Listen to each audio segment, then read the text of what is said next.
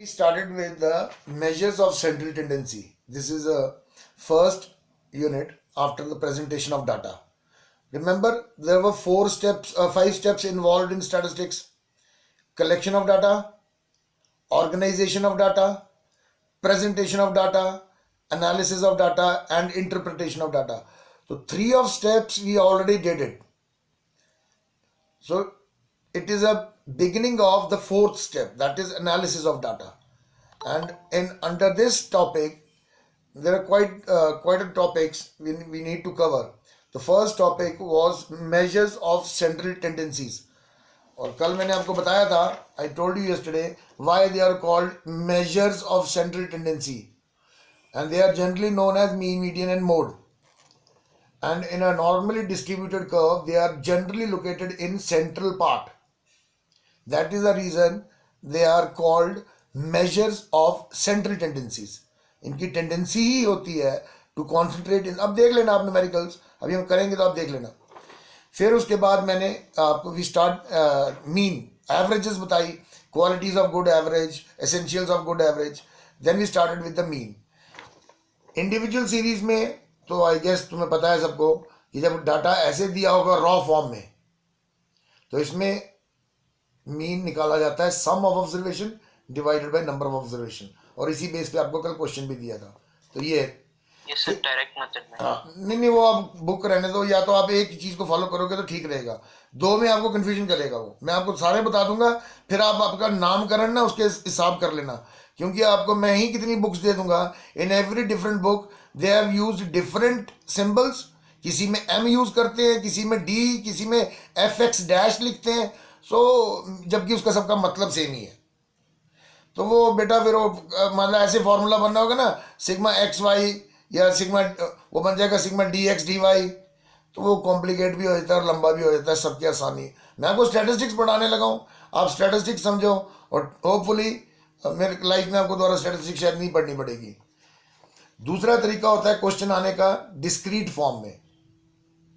जब discrete form में दिया होगा तो क्वेश्चन ऐसे दिया होगा, वैल्यू, एक वैल्यू या वेरिएबल और उसकी नंबर ऑफ अकरेंस या उसकी फ्रीक्वेंसी दी होगी.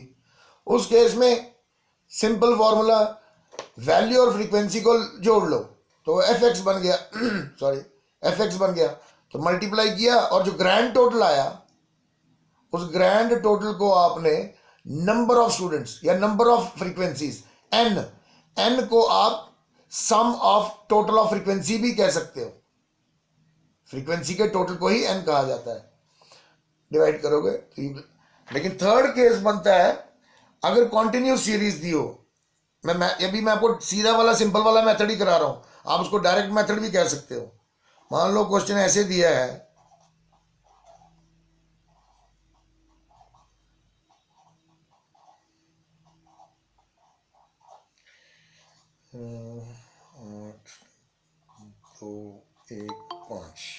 मान लो question is given this way, continuous form में, क्लास इंटरवल की तरह.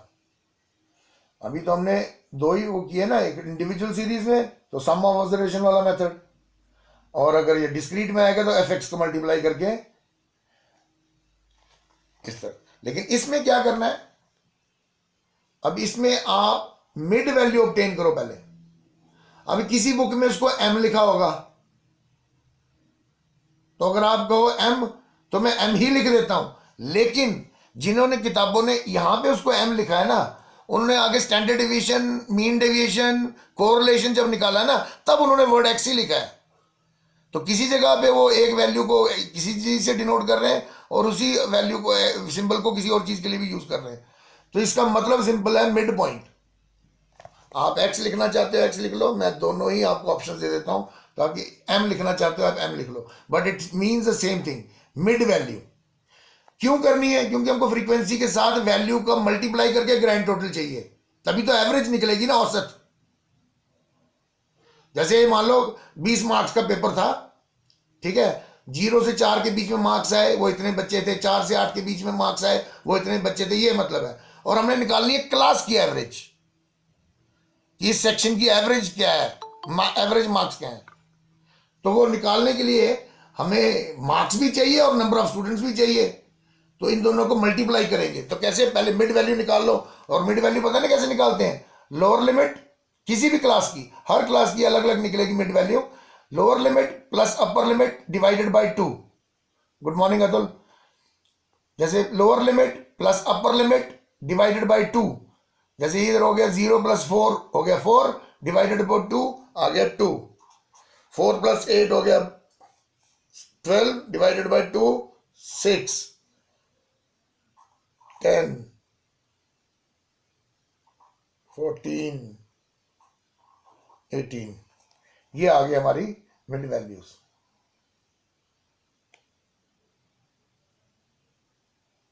ठीक है, अब फॉर्मूला को देखें तो mean is equal to, direct method के हिसाब से सम ऑफ एफ एक्स कह लो, अगर कोई एम कहना चाहता है तो एम भी कह सकता है, डिवाइडेड बाय एन। ये इसका फॉर्मूला है। अगर हम वही वाला जो डिस्क्रीट में था, ताकि कोई फॉर्मूलाज में कंफ्यूजन ना हो, तो इसी को हम मल्टीप्लाई कर लेंगे। देखो हमें सिग्मा टोटल किसका चाहिए, हमें फॉर्मूले के अकॉर्डिंग हमें टोटल चाहिए एफ एक्स का। तो हमारे पास एफ भी है, अभी हमने एक्स भी निकाल लिया, हमें एक कॉलम चाहिए एफ एक्स जिसका हमें टोटल चाहिए, क्योंकि फॉर्मूला इज डिमांडिंग, वही डिमांड कर रहा है ना फॉर्मूला। एन तो है हमारे पास, नंबर ऑफ फ्रीक्वेंसी का टोटल विल बिकम एन, तो एफ एक्स कॉलम बना लेते हैं। 4 2 8,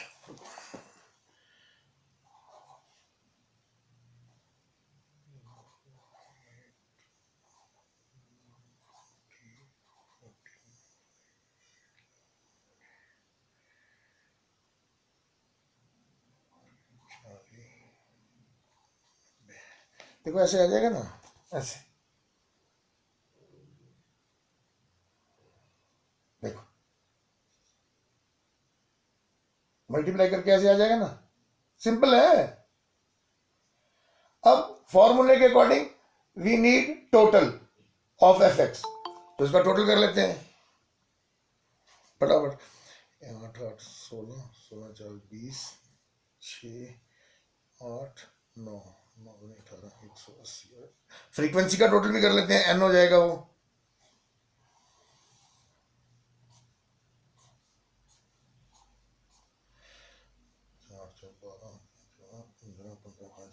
सिंपल, देखो ये आ गया इसका टोटल, टोटली किया, सिर्फ कुछ भी ज्यादा नहीं किया। तो एफ एक्स का टोटल आ गया 180 और उसका आ गया 20। ठीक है, तो बस वैल्यू पुट करो, 180 बाय 20 इज इक्वल टू 9। देखो सिंपल, किया क्या हमने, ये देखो ये किया, मिड वैल्यू निकाली, उसके साथ फ्रीक्वेंसी को मल्टीप्लाई किया, कॉलम आ गया एफ एक्स, या उसको एफ एम कह लो आप, किसी किसी बुक में एफ एम भी लिखा होगा, बट वो मिड पॉइंट को ही रिप्रेजेंट कर रहा है। उनके टोटल को एन से डिवाइड करेंगे, विल गेट मीन। अब इसको आप कह लो डायरेक्ट मेथड, कोई इश्यू नहीं है, कुछ भी चलेगा। इसके अलावा एक मेथड होता है, जिसको किसी ने लिखा होगा शॉर्टकट मेथड, किसी ने लिखा होगा एज्यूम्ड मीन मेथड किसी बुक ने, तो there are different names to it. तो मैं आपको क्लियर कर देता हूं, क्योंकि नाम अलग अलग होंगे। If you have more than one book you might find there different names, but मतलब सबके सिंपल है। सबसे पहले हम क्या करते हैं, फॉर्मूला पकड़ते हैं, उसका फॉर्मूला क्या है, जिसको एज्यूम्ड मीन मेथड भी कहते हैं, शॉर्टकट मेथड भी कहते हैं, उसका, इसके according mean is equal to A plus total of F D divided by N.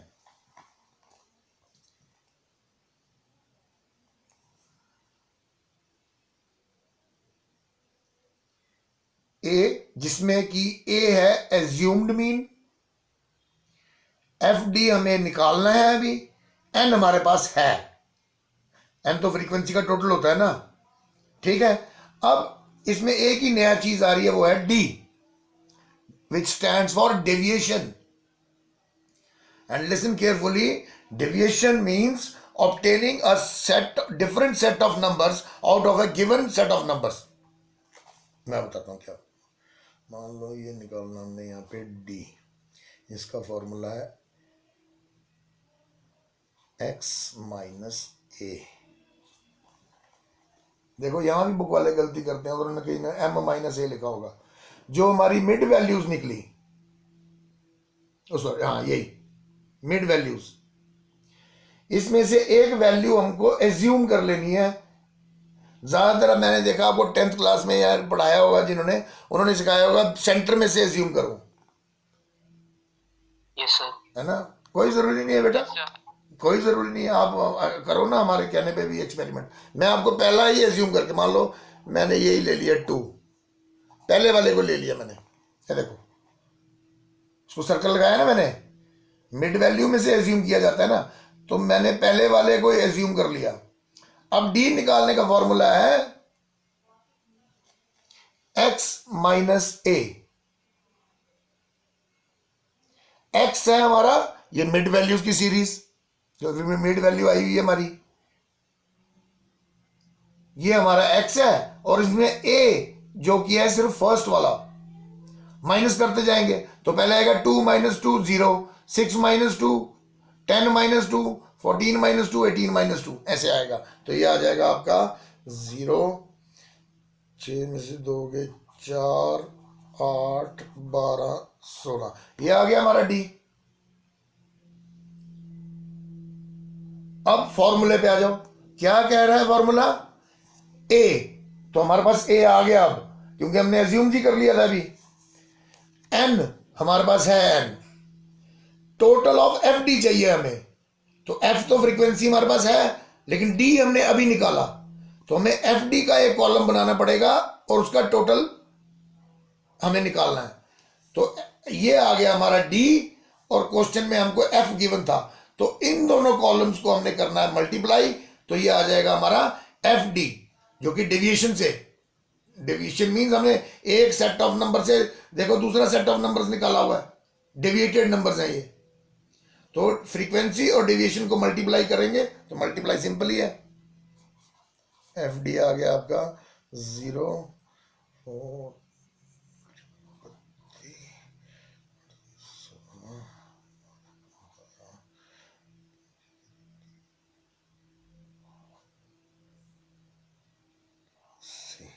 इसका टोटल आ जाएगा 2 4 4, कभी 9 आ रहा है.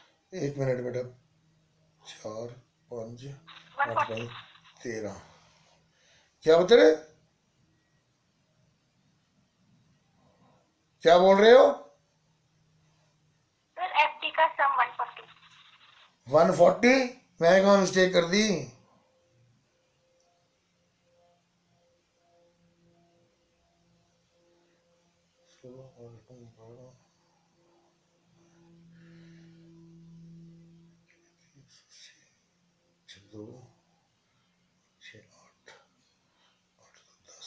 सॉरी मैंने टोटली दूसरे का कर दिया, उसमें लिख दिया 4 5 6 8 6 14, हाँ 140. ठीक है, तो निकाल लो बेटा, मैं वैल्यू सब्स्टिट्यूट कर देता हूँ. ए आ गया हमारा 2, एफ डी आ गया हमारा 140, और वो आया था 20. ओ आ तो गया 9 आ गया ना बेटा. देखो सेम मीन 140/2 प्लस 140/20. तो ये हो गया दूसरा मेथड आपका, जिसको shortcut method, assumed mean method, कईयों ने अलग अलग, दे यूज डिफरेंट नेम्स बेटा. Every author wants to show that वो उस दुनिया में सबसे डिफरेंट ऑथर है. वो किताबों को रंग बिरंगा भी कर देते हैं, जबकि दे रहे वो जानकारी ही होते हैं सारे. समझ आया इतना आपको. कोई तो बोलो. अच्छा चलो, अच्छा एक और भी है, स्टेप डेविएशन मेथड. देखो मैं यही समझा देता हूँ, बड़ा सिंपल है. हालांकि मैं समझा देता हूँ, आप वो नहीं करना, है वैसे सिंपल ही है. जो डेविएशन आया ना, ये वाला जो हमने माइनस करके निकाला था, इसको डी डैश करके लिखा होगा. मतलब एक कॉमन फैक्टर से सबको डिवाइड कर दो. जैसे 2 से डिवाइड हो रहे हैं सारे, 4 से भी हो रहे हैं, 4 से भी हो रहे हैं, तो डिवाइड करके कॉलम किस तरह का बन जाएगा? 1 मिनट में दिखाता हूं आपको, अब जगह नहीं है, मैं देख लेना ध्यान से। अगर हम डी को डिवाइडेड बाय 4 करें तो ये आ जाएगा 1 2 3 4, ऐसा आ जाएगा ना। ये देखो डिवाइडेड बाय 4 करेंगे तो इस डेविएशन वाले नंबरों को, ये जो आए थे हमारे माइनस करके, इनको हम एक कॉमन फैक्टर से जिससे सारे डिवाइड होते हैं, आप 2 से कर लो, कोई जरूरी थोड़ी 4 से, आप 2 से कर लो तो थोड़ी वैल्यू डिफरेंट आएगी।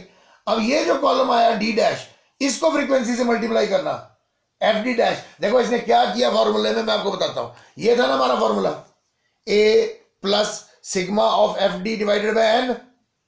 इसने क्या किया, इनटू वो कॉमन फैक्टर भी कर दिया है और इसको बना दिया डी डैश। देखो ना यार, 1 मिनट, कंफ्यूजन नहीं रहने देना, रुक जाओ 1 मिनट, 1 मिनट रुक जाओ। डी डैश है, ये फ्रीक्वेंसी है, ये एफ डी डैश 0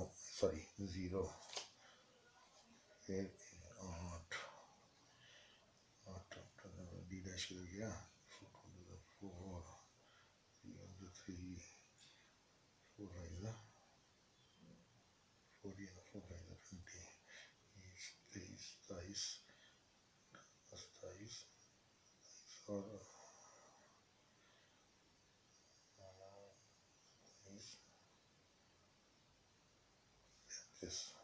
और 35।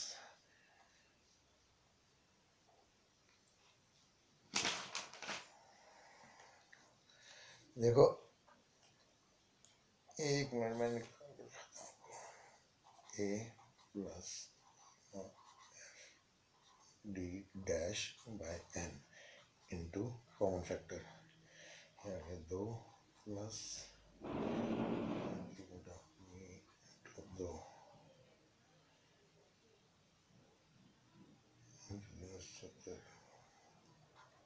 4।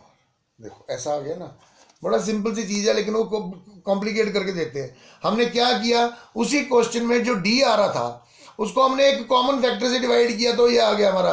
देखो ऐसे वैल्यू क्या थी, 4 8 12 16 डिवाइडेड बाय 4 की तो क्या आ गया, 1 2 3 4, ये आ गया पर हमारा डी डैश। अब हमने एफ डी डैश का करके एक कॉलम बनाया तो ये आ गया 0 8 4 3 20 और इसका टोटल आ गया 35। यही था हमारा फॉर्मूला, इधर तक तो स्टेप डिविएशन ही था। जैसे ही उसने स्टेप डिविएशन बनाया तो उसने इसको बना दिया एफ डी डैश, मतलब डिवाइडेड वाला, और इनटू वही वैल्यू जिसे डिवाइड की थी हमने, तो वो क्या आ गई, 2 हमारा एज्यूम मीन था। एफ डी डैश का टोटल आया 35, जो अभी किया नया वाला टोटल हमने, डिवाइडेड बाय 20 इंटू 4। जैसे ही 4 से 35 को मल्टीप्लाई करेंगे वो पिछला क्वेश्चन का टोटल आ जाएगा 140। मतलब पहले 10 से डिवाइड किया, फिर बाद में 10 ही मल्टीप्लाई कर दिया उस क्वेश्चन में। रुको मैं और क्लियर करके बताता हूं आपको क्या कह रहा हूं मैं। हम क्वेश्चन ही ले लेते हैं, रुको इस मेथड से एक छोटा सा क्वेश्चन करके दिखाता हूं आपको। कोई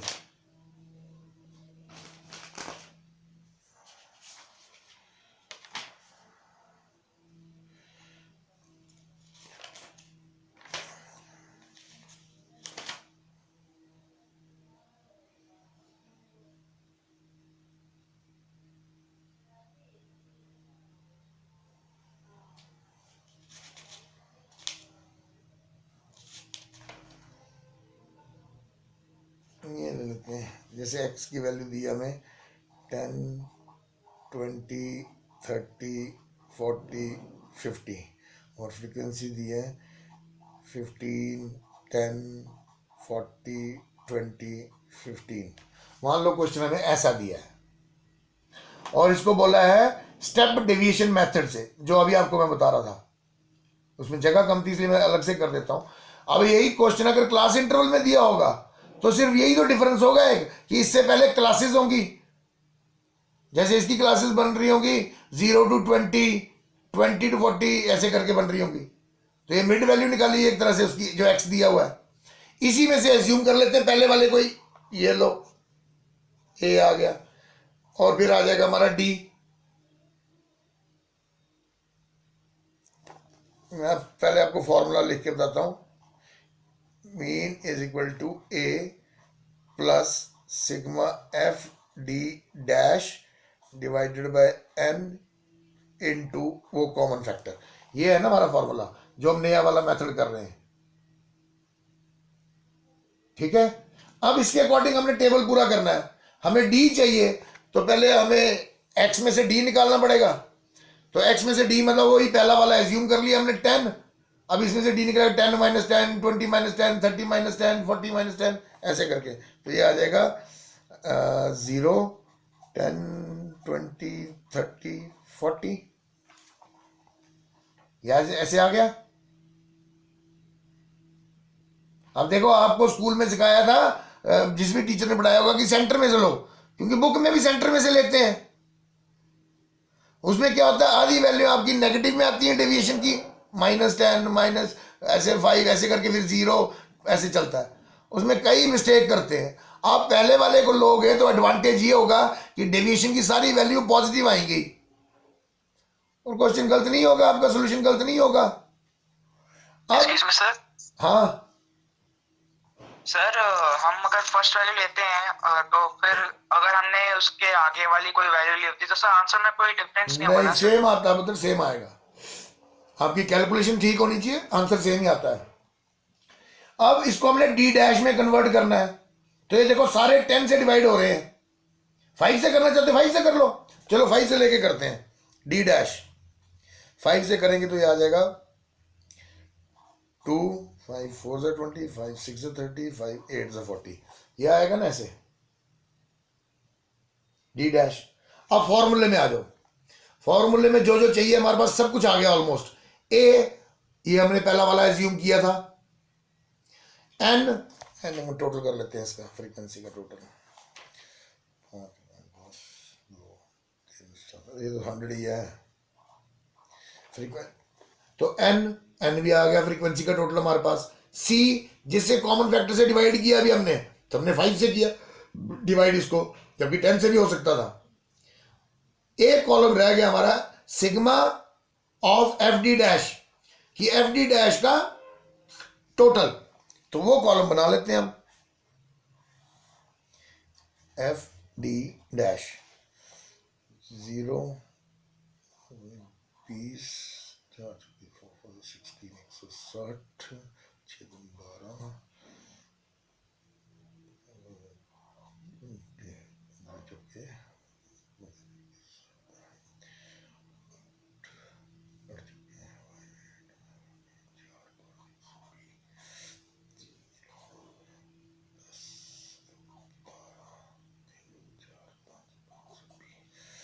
देखना टोटल यार, मेरे से टोटल ना गड़बड़ हो गया हो कहीं,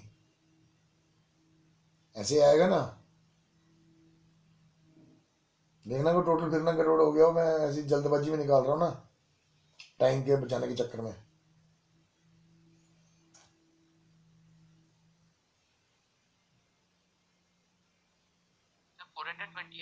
कितना 420? Yes sir. पक्का ना? Yes sir. Yes sir. चलो मैं जल्दबाजी में किया ना। अच्छा अब तो आ गया सब कुछ हमारे पास, जो फॉर्मूले में चाहिए आ गया हमारे पास। सब्स्टिट्यूट करो वैल्यू में, करके दिखाता हूँ 1 मिनट। ये आ गया हमारा 10, एफ डी डैश टोटल का आ गया 420, एन था हमारा 100 और कॉमन फैक्टर था हमारा 5। दो मेरे को पुत्र, शाबाश। वैल्यू आंसर निकाल के दो इसका।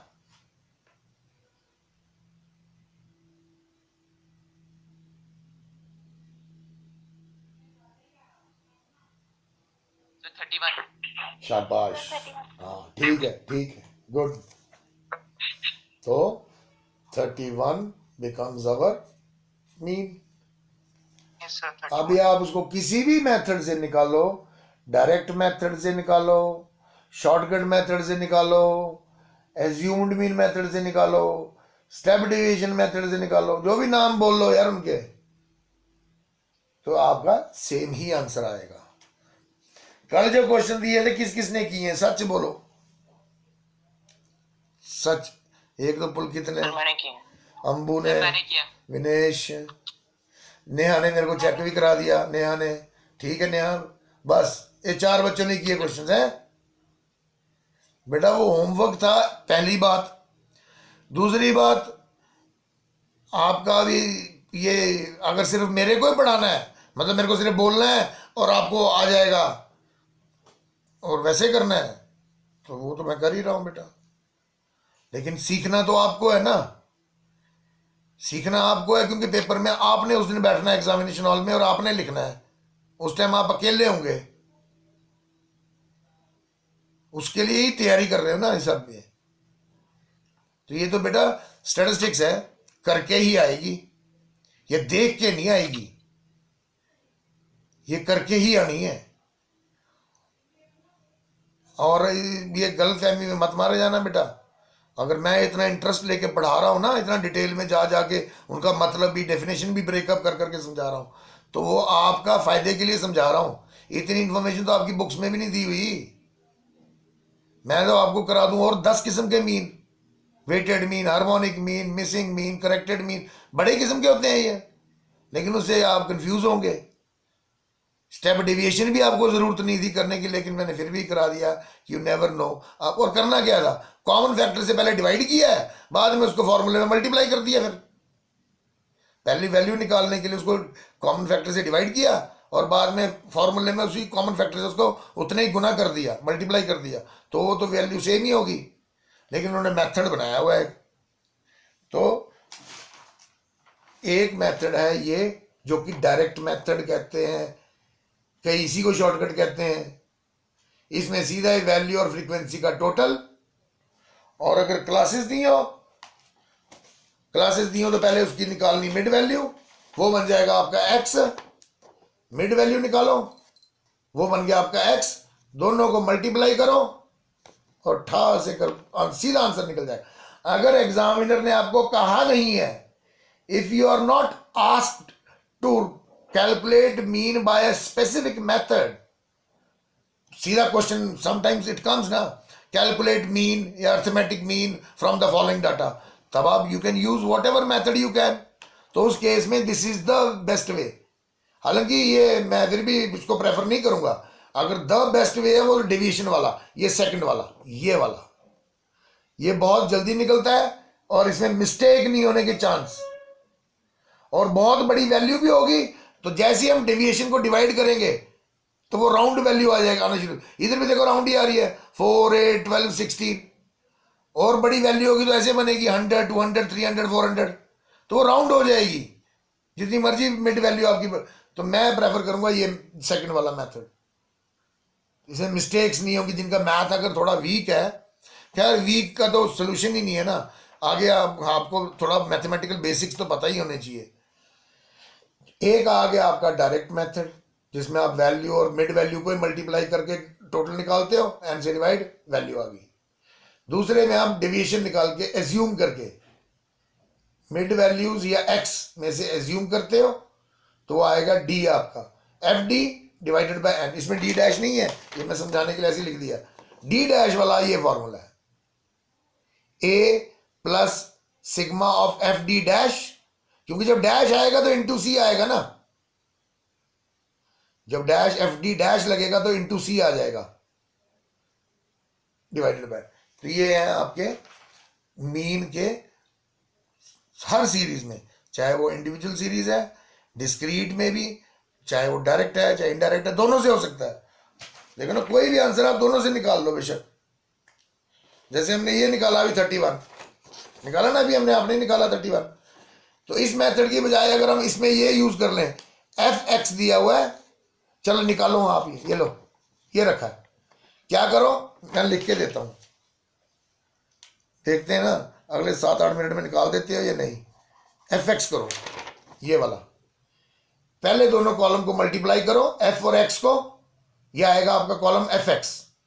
इसके टोटल को एन से डिवाइड करो, मैं भी बता रहा हूं 3100 आएगा टोटल इसका, करके देख लो। एफ और एक्स को मल्टीप्लाई करो, एक्स तो सीधा ही है ना, 10, 20, 30, 40, 50, सिर्फ फ्रीक्वेंसी लिखो और दोनों को मल्टीप्लाई कर दो, 15, 10, 40, 20, 15।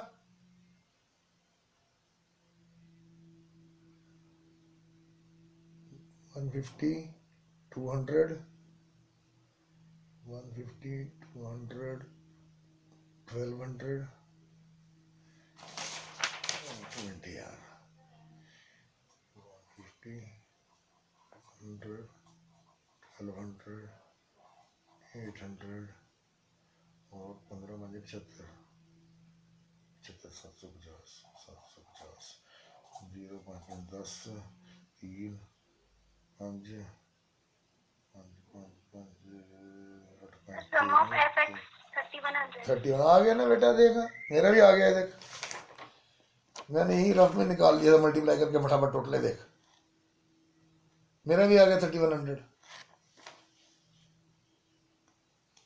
आ गया ना मीन। सेम ही आएगा बेटा, हर बारी सेम आएगा।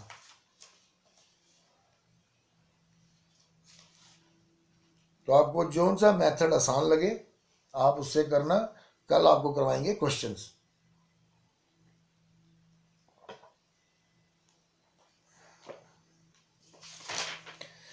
अभी मैं आपको एक क्वेश्चन देता हूं, आपने ये करके लाना है, और थोड़ा सा मैं घर वाला क्वेश्चन दे रहा हूं कि जो घर में आराम से किया जाए। अब आपको याद है ना, डिसकंटिन्यूअस सीरीज को पहले कंटिन्यूस बनाना पड़ता है, जिसके लिए लोअर लिमिट में से 0.5 माइनस करना है और अपर लिमिट में 0.5 प्लस करना है। पहले उसको रेगुलर बनाना, फिर उसके मिड वैल्यूज निकालना। लिखो क्वेश्चन। Yes sir. कॉलम बनाओ, पहला wage rate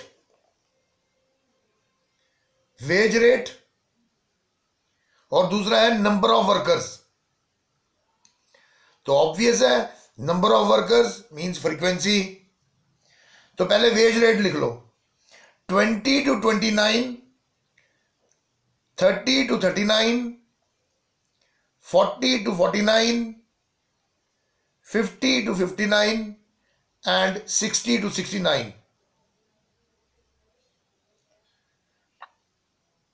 number of workers लिखो, फ्रीक्वेंसी 20, 10, 6, 4, 5।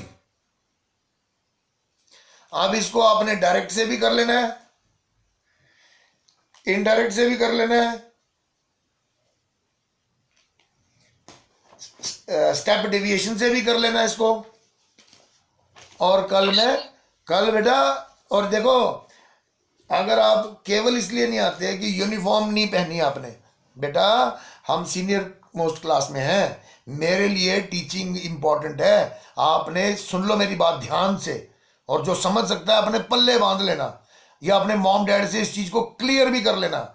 ये ऐसा सब्जेक्ट है स्टैटिस्टिक्स, आप एमबीए करोगे तब भी पढ़ना है, लॉ करोगे तब भी पढ़ना है, आप बीएड करोगे तब भी पढ़ना है, एमएड करोगे तब भी पढ़ना है, आपको एमसीए करनी है तब भी पढ़ना है।